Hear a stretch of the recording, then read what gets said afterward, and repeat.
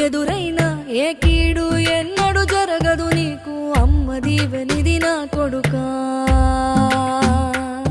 ఈ దిక్కులు నీతో కదిలేను ఆ చుక్కలి దిష్టి తీసేను ఏ గాలి ధూళి